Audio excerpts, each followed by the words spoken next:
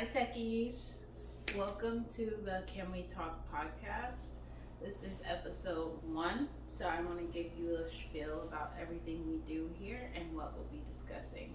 So, here at the Can We Talk podcast, we're talking everything digital wellness, tech industry insider info, TIII, and my journey to becoming a black unicorn.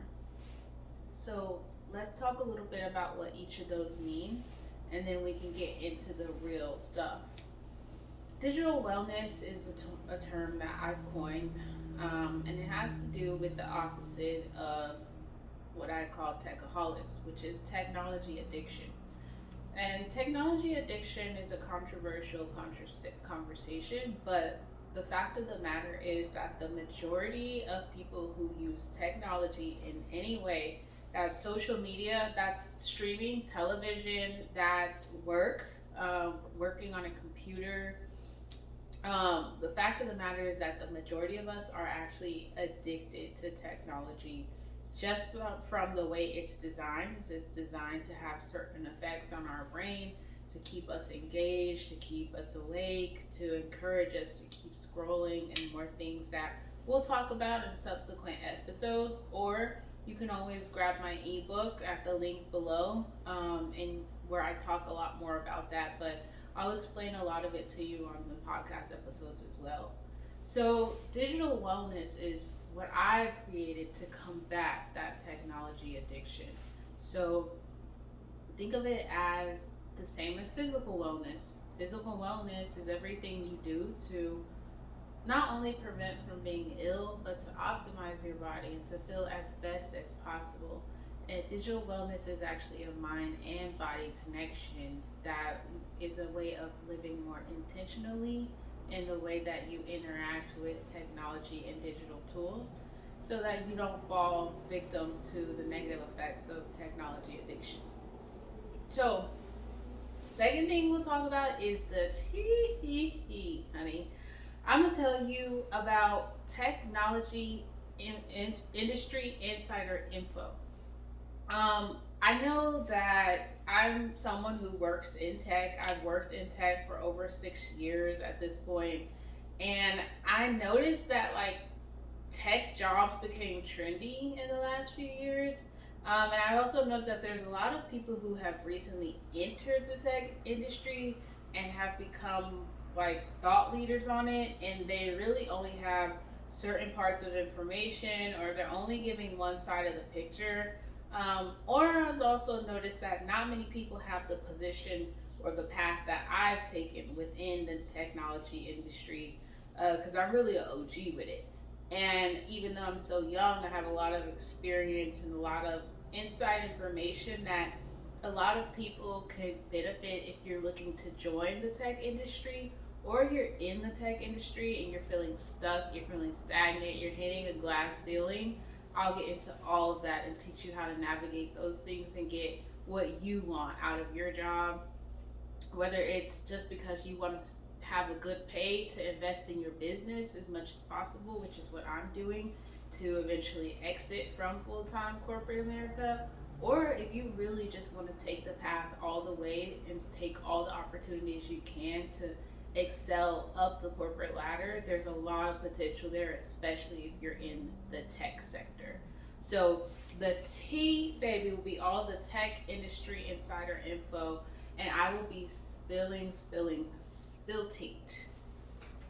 And lastly, this podcast and this channel, more so, there'll probably be more tea and digital wellness on the podcast, but I also want to have just my journey lifestyle content on this channel. So I'm taking on a really big initiative personally and professionally where, as I mentioned, I'm going to exit full-time corporate America and become a full-time entrepreneur.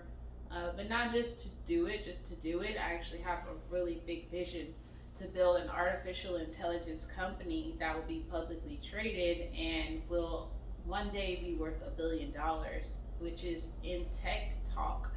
We call that a unicorn, a company that usually it's public if it's at that large of a level, but it IPOs or has its initial public offering, which is when anyone like you and I can now invest in it on the stock market, and that eventually leads to that, and the growth of the company lead to the company being perceived as worth $1 billion or more. And the idea that I have for Alpha Anderson and Associates and the proprietary technology that we're developing underneath it, and just our go-to-market strategy all around, filling in certain gaps that I've been able to glean from my experience looking under the hood at numerous companies in the tech industry. I have full faith that we are on the road to becoming a black unicorn, which will be history in the making, to become one black owned publicly traded company. Out of about 2,500 companies on the stock market, only 6 of them are black owned.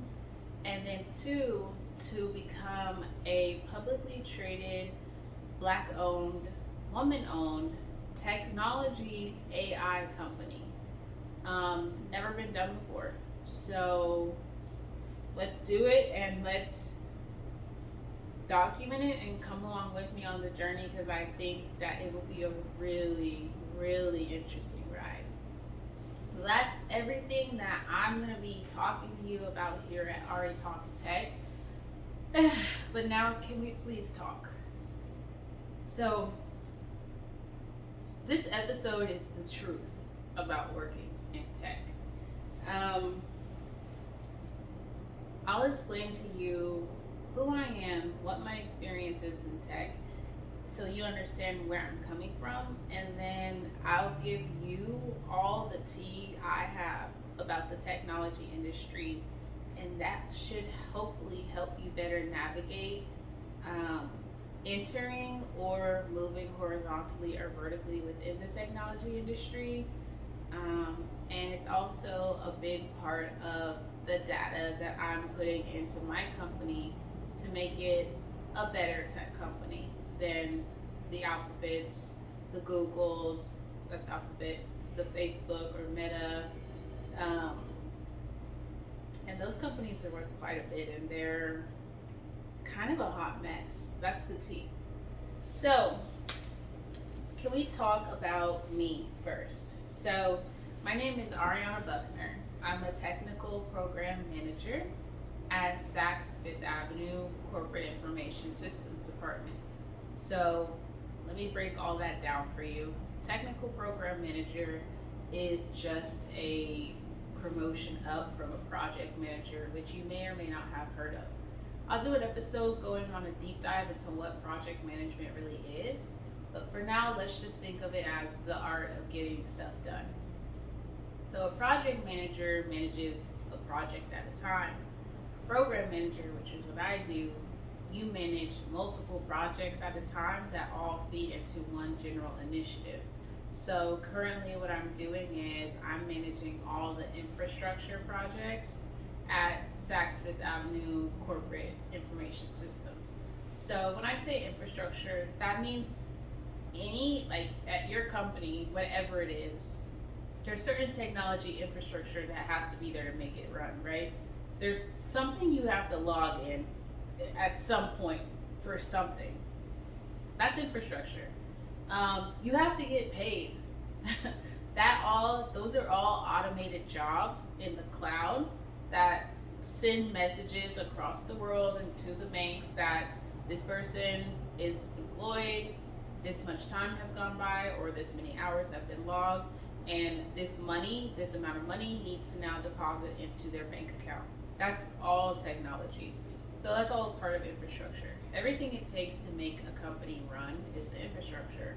So currently, under our infrastructure division, we have about 7 or 8 teams. In total, I think our roadmap has maybe 20 projects, and I give what I call white glove service to about 4 of those projects, while also managing and monitoring and facilitating the rest of them in different capacities. So it's a highly specialized skill set, to say the least. I'll also have a series of episodes doing a deep dive into program management, what exactly I do, what I like about it, what I don't like about it, what characteristics of my personality make me really good at it, um, and what personality types may be a good fit for program or project management if you're interested in it. But for now, I'll leave it there for the TPM. So when I say TPM, I'm referring to being a technical program manager. At Saks, if you don't know Saks, where have you been, darling? Um, Saks Fifth Avenue is a luxury retailer. It's a marketplace retailer where there's a slew of luxury brands that we offer, from Bottega Veneta to Gucci, to Ralph Lauren to Saint Laurent to you can look it up on the website. Um, Saks Fifth Avenue is a luxury destination that I decided I wanted to go work at because I have a huge passion for fashion. I always have, and I actually spent a few years working at a corporate IT consultancy and just got really burned out and decided that one day I quit.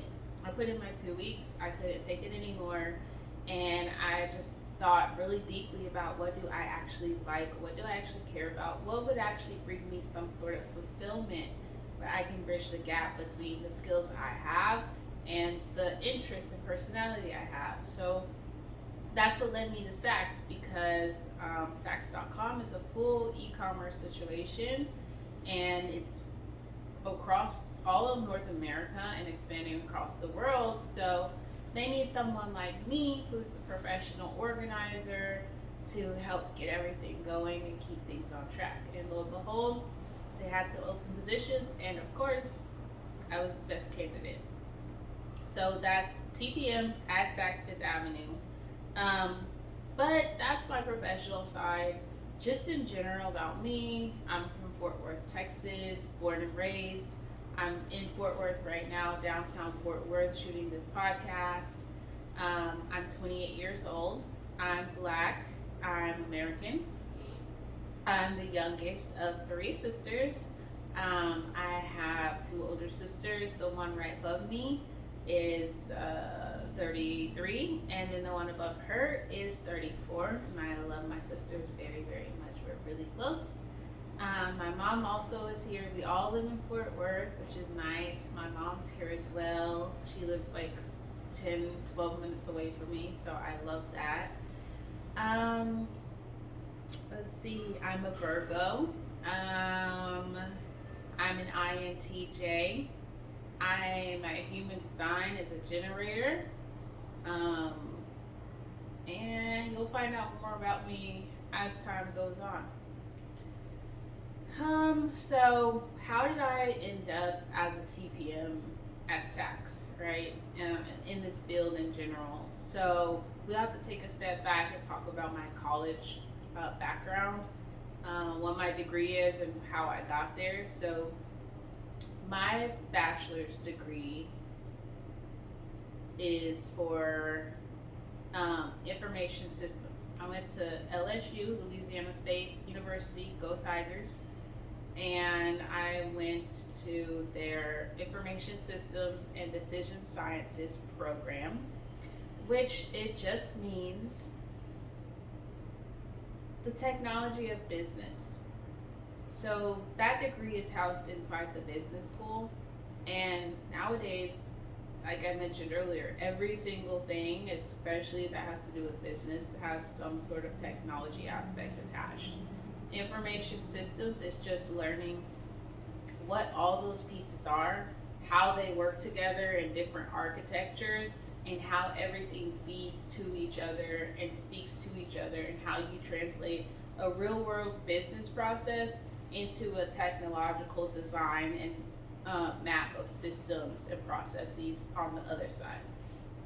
So what that just means is, let's say for instance, I already told you about the HR situation. It's the same thing, but that's just one process. That's just the process of getting paid. At Saks, there's the process of us selling clothes to you. There's the process of us paying our vendors, who we pay money to have their merchandise at our destination. There's the process of everyone at work having access to their own payroll, which is HR systems. There's the process of when your computer doesn't work or you need a new keyboard, you have to log it into a system. Um, Literally anything and everything it takes to make that place run, that's infrastructure, and that is sat on top of corporate information systems, which is my expertise. Now, I also have a concentration in data analytics, which I love. It's just like taking a bunch of data and synthesizing it and being able to read and make a story out of what's going on. And that's where the AI comes in. That's why I have that background. We used to build algorithms in school. We learned about algorithms, different types of algorithms, classification algorithms, natural language processing algorithms, neural networks, decision trees, etc., etc. We can also have an episode about that as well if you guys would like to know more about what the different types of algorithms are, what they do, and just how many you actually interact with on your day to day. I know that recently, like AI taking over the world has become a conversation. But one, no, I don't see that happening. And two, you already have been interacting with AI everywhere. You just weren't aware of it. So those are the type of things I learned how to create and how to evaluate, and had a lot of fun building, asking questions, and getting answers using math. Pretty much, it's just advanced statistics is all it is. So that's how I ended up in this whole corporate tech world by going to college, blah blah blah. That's how I ended up in corporate tech. That's why I have 6 years experience, because I was in an internship for a few years in college, and I've been out of college like what, 3.5, 4 years. Um, and I ended up in the path of program management because I didn't really know what lane I wanted to go into when I graduated college. There's so many things you can do with the type of degree I have. Like, you can go into cybersecurity, you can go into computer science, which is being more of an engineer or coder or software engineer. You can go into sales. Tech sales is huge. You can go into fintech, financial technology. So there's a lot of paths I could have taken, and what I did know was that I didn't know what I wanted to do when I graduated. So that's why I went into IT consulting. So, IT consulting companies, if you're jumping into tech, it's a great segue. A lot of people in the IT consulting cohort did not have the degree I have, so I wouldn't be deterred by that at all. Um, what IT consulting is all these different companies have all these different problems, and they just hire a group of people for a period of time to solve one problem or fix one thing or stand one thing up. So what's cool about it is, from the consulting side, you're put on projects. So it's literally, when you start, it's not based on anything at all. It's just based on where do they need people. So what I liked about that is, every different project was with a different company, solving a different problem, coming from a different technological perspective. So that's what I really liked about it, is that I got to learn so much in such a short amount of time because of just how different each project was. So I did projects in testing, automation testing, manual testing. There was a telecom provider I was on a project for where we did the provisioning, which is just literally like, it's like on the back end, like making sure your phone works. Um, like when you have your phone and you have your plan and your service and things, like on the back end, you have to connect it through like 5 or 6 or 7 different systems so that they're all pointing to the right places. and so that you get your service when you need it and stuff like that. And that was really interesting because that was at the that was at the beginning and through the height of the pandemic. So it became like essential. It was like Wi-Fi, phone, and some people do still have landlines and cable. So it was like kind of like intense because like people really needed their Wi-Fi and phones and shit more than ever. Um, and there were actually some other implications to it because the way 911 actually works, you have to have your address set up in the system correctly. So it was a part of our job to make sure the different systems were talking to each other correctly so that if you call 911 and you're not able to provide your address, they have the right thing on file to go to it. Like I remember, like it was really somber. There was actually a situation where someone called 911 and the authorities went to the wrong address because of a mistake that our company had made. So it was a real like first responder situation. Like there were some that they had to call immediately, and you had to get on there and provision them and pull up the 5 different systems like in real time. So it was real. It got real. So saying all that to say, I went into IT consultancy straight out of college because I didn't know what I wanted to do, and it gave me good insight into all the different things that I could do before I had to make a decision, but while still getting paid. For full transparency, I came out of college making 70K a year, which is pretty good, especially for me coming from not much. Um, I think I jumped like 2 or 3 tax. I went from food stamps to 70K a year, like literally overnight. So it was awesome, and it was a time I'm really grateful for. So that's how I ended up with program management after my experience at all the different facets, multiple different facets of tech. I realized that I wanted to be the project manager. The project manager is like when you see Mission Impossible or no Ocean's 11, and there's a person. Y'all are gonna crucify me. Sorry, I can't remember everyone's names. But there's the person, George Clooney, right? The person who comes up with the hit, the person who comes up with the gig, and he says, you need muscle, you need a computer whiz, you need a lookout guy, you need the guy who's good with the safes. That person, the George Clooney person, that's me. That's what the project manager does. They come in, they case out the situation. They say, what do we need done? How much time do we have to do it? And who needs to be involved to pull this off without a hitch?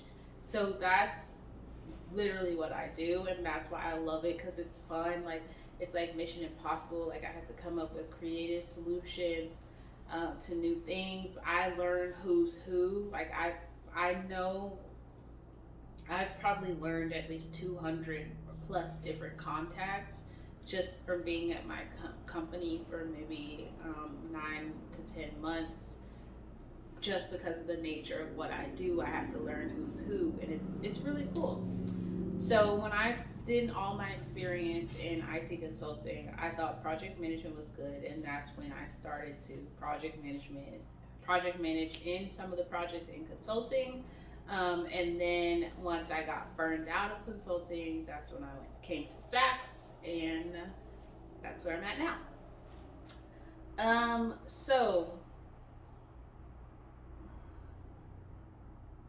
before that though, the last little background part about me is that the reason I said that I have a lot of knowledge and experience is from through all that, but I've also been into tech for a really long time and do my own personal research and always following the trends and always learning because I remember when I was in 6th grade, I built a computer, and it was this after school program.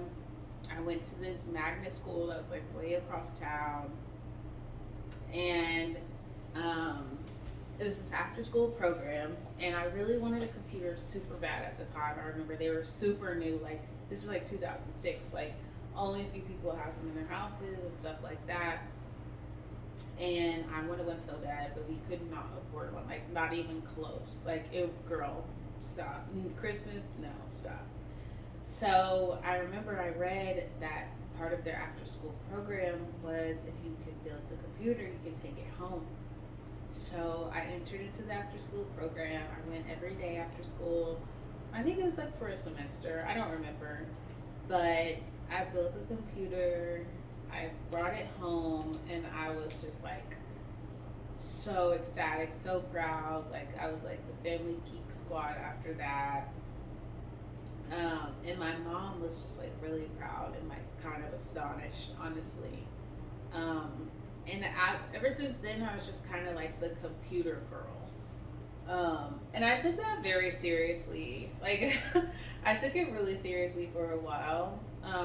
But now I take it seriously in a different way, more in a, like, it's like a symbolic way because I've seen what it's done for my life and I see the lack of exposure to it in my community, and I see myself as the person taking that helm and illuminating, like, hey guys, like, from a career standpoint, like literally if 50% of the people who work in nursing went to working in tech, like the whole black economy would be lit. And then also from like, once again, an infrastructure perspective, like I see it time and time again, like sometimes like the businesses that are owned by the people who look like me, like they'll have outdated systems and processes, and it's just because they don't know. It's because we don't know. It's not in our community, and I see it, and I'm like, yo, if they just had some booking software, if they just fix this link on their website, they would be lit. And so like that's exactly what I do. That's why I started my business, like literally to do that, because um, it's just such a game changer. It's such a game changer. Like the digital divide is only going to get wider and it's going to start widening faster. And my goal is to run back, throw as many people back across that digital divide, build a bridge, build 4 bridges, get 5 people to come help me build 4 more bridges, and get as many of my people across that digital divide as possible. Because we really have the opportunity for a black wealth renaissance. And I take it very seriously as someone who sees that. I remember, one time just in my prayer time, I was like upset about something, like, how do people not see this? How do people not see this? Like, not about the tech thing, but just in general. And God told me, He was like, I showed it to you. I showed it to you. And if you're able to see it and no one else is, then it's your responsibility to make it happen. That's what He said. He said, when I show you the future, it's your responsibility to make it happen. So that's what we're doing with AA and A Pink. Okay. So that was a little bit about who I am. Like, who is this girl? Why do we care? Why does she think she could talk about digital wellness and give us tech industry information, and think she gonna be a black unicorn? And that's why. Not think, honey, I am. So I'll see you at the top. But then, like, why the podcast? So now you know a little bit about who I am and my motivation. So, like, I decided to start the podcast, one, because I'm a really great communicator and I get that feedback all the time, and I know that that is an extremely valuable skill that I want to capitalize on. 2, podcasts are on fire and they're growing exponentially, and as a way to generate exposure and leads for my business, with not a ton of advertising budget at the moment, I kind of definitely have to. And like, I'm in the brand rehab with Ronnie Brown, and she recommended it. So like, once she said it, I was like, okay, just do it, girl. She knows what she's talking about, so definitely do it. But also, it's really important for me to build a community. Um, and maybe I'll talk more about it in the next episode, so this one's not too long. But I kind of skimmed over my thing with being burned out from work. And if you want to, there's another video on my channel about my origin story that I'll link to this one, and I'll put it at the end where you can click to it next. Where not only did I get burned out, I actually ended up having like a full mental breakdown. I was like suicidal, um, and I went through that whole experience. And I went to behavioral hospital to get better. I stayed inpatient for 8 days, and then went through the outpatient program for about 10 weeks, I believe. And you know, I didn't realize how much the news and social media and the emails and the meetings and the just the sounds and the notifications were contributing to my state of mind. And I didn't realize that until I came in. I didn't even know I was depressed when I went in there. That's so funny. I didn't know I was depressed. I didn't realize how bad my, I don't want to say my life had been, but I want to say I didn't realize how difficult it had been for me because it was my norm, and how much it was draining me and negatively impacting me. And that I was on my mind, my sanity was on life support. And I got really intense about fixing that after that happened. And one thing throughout my whole outpatient program that I noticed, well, I noticed, I remember there was this one young man, and he was a transgender young man, Colton. And it wasn't just him, it was a few people, but him in particular, I remember seeing how much an outpatient is like a group therapy. You guys go to therapy together all day, Monday through Friday. I can talk more about that process too if you guys want to know about it. He had a really toxic relationship, and I think most of us in there had some version of a toxic relationship, if not multiple toxic relationships, contributing to it, because when you're sick you create a cesspool environment around you. But he had a really toxic relationship, and I remember seeing him have so much growth, like the first like few weeks that he joined. And then I remember seeing him be on the phone and texting while we're doing our lessons, and every time we get a break, going on the phone, talking to his girlfriend, coming in flustered, you know, relapsing, telling us that he relapsed that night. It was just so sad to me, and I made a decision in myself at that same time, like, this little freaking inanimate block is not gonna have that kind of power over me. Because it's not the phone that has the power of you, it's the people on the other side. But I have the power to set the boundaries and to keep the noise out, so I can focus on being better and getting better and doing better, or just freaking give me some space until I'm strong enough. That's what was so sad to me about Colton. Everyone knows he's an outpatient trying to get his life together, and they're so sick that they didn't even see how much they were making him sick. So that was just kind of the revelation I had throughout that 10-week process, and I just started using my phone less and less. I started putting it on silent.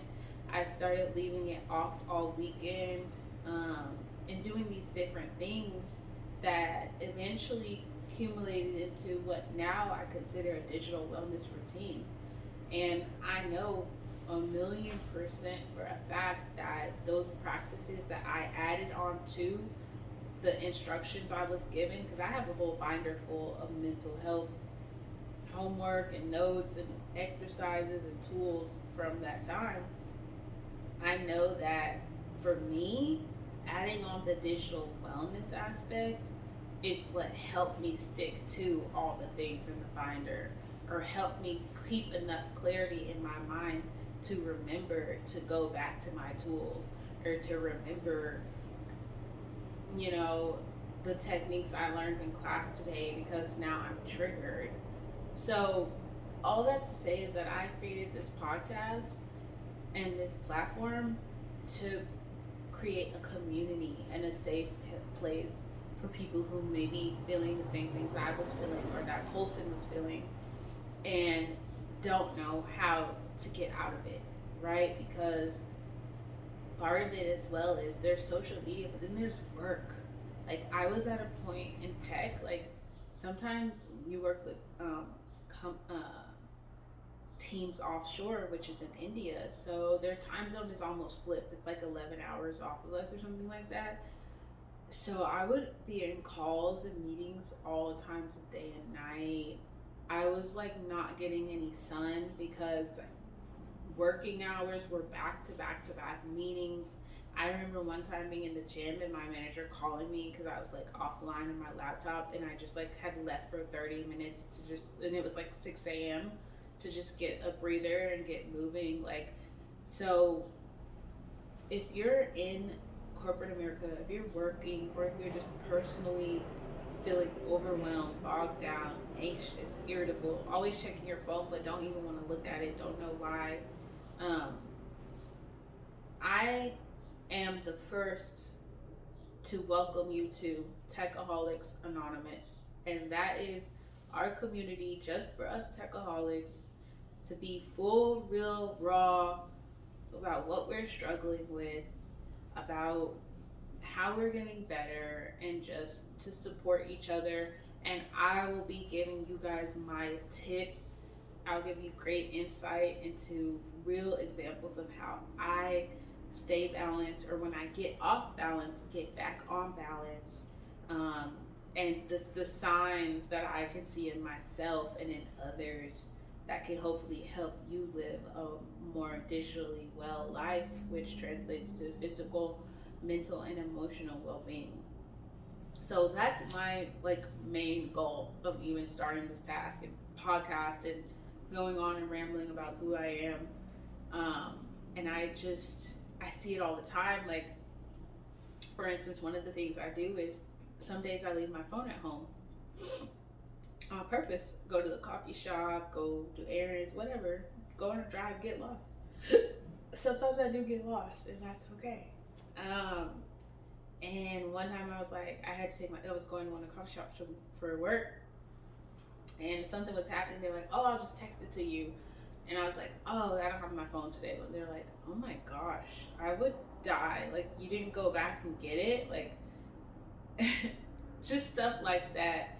So I'm gonna teach you guys these ways to challenge yourself and to slowly expose yourself to a life a little bit more detached from technology, um, and to teach you how to find happiness and wellness and present mindedness and loving kindness, by fixing your toxic relationship with tech. But I feel like we need a community for that because no one's talking about it. And a lot of people don't take it seriously, or maybe they're scared to admit it. But this will be a safe place where we can talk about everything, no judgment zone. And we're just here to help each other or just feel for each other. Like, if you're like, bro, I'm fucking crazy. Like, I was on YouTube for 20 hours today. I'd be like, bro, I was on for 22. Like, I thought it was just me.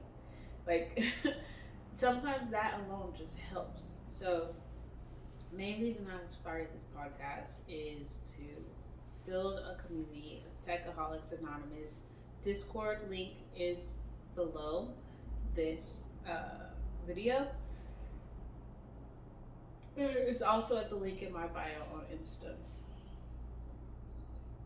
And then secondly, just to share information. Like I said, I want to teach people about.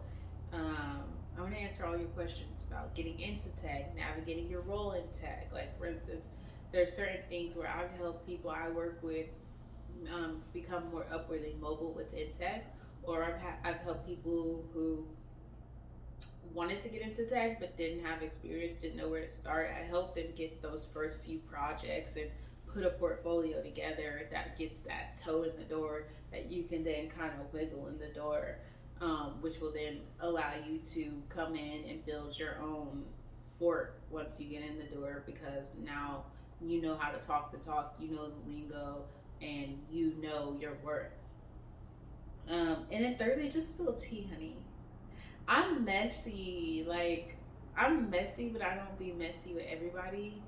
So, like, it be tea that I be wanting to talk about, and I just don't have an outlet for it. So, that part is selfishly for me. And it'll be tech tea. Like, it'll be tech tea, um, and just like certain things and trends and media that we could talk about how it really affects us. Because y'all know these crypto guys, they're everywhere. There's been a lot of NFT scams, scammers in general. This is all tech stuff. And I'm really into blockchain and Web3 and AI and all that. So I can put y'all on game. Even like I know there's the AI Drake song, and then there was like the AI. Somebody pretended to blow up the Pentagon using AI. So we can talk about all that here. And I'll also, in addition to my lifestyle videos that I'll be having on this channel, there's gonna be podcast videos, lifestyle videos, and tech tutorials. So any AI or Web3 tools you guys want to learn, I can take you through my process of. I'm currently learning blockchain engineering. I can show you the AI tools that I use. I already have a few tutorials up for using Midjourney to create art using AI and things like that. So that's what we're gonna be talking about. We're gonna build our Techaholics Anonymous community. We are going to share information about tech jobs, Web3, using tech for your business, and then just spilling the tea because I'm messy.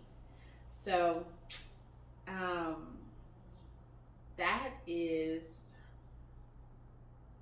me. That's me. That's the pod, right? Can we talk? Digital wellness, technology insider info, and my journey to becoming a black unicorn.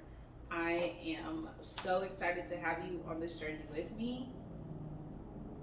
I'm excited for the journey in general, and I can't wait to build a community and meet you guys one day. Like, this is gonna be big.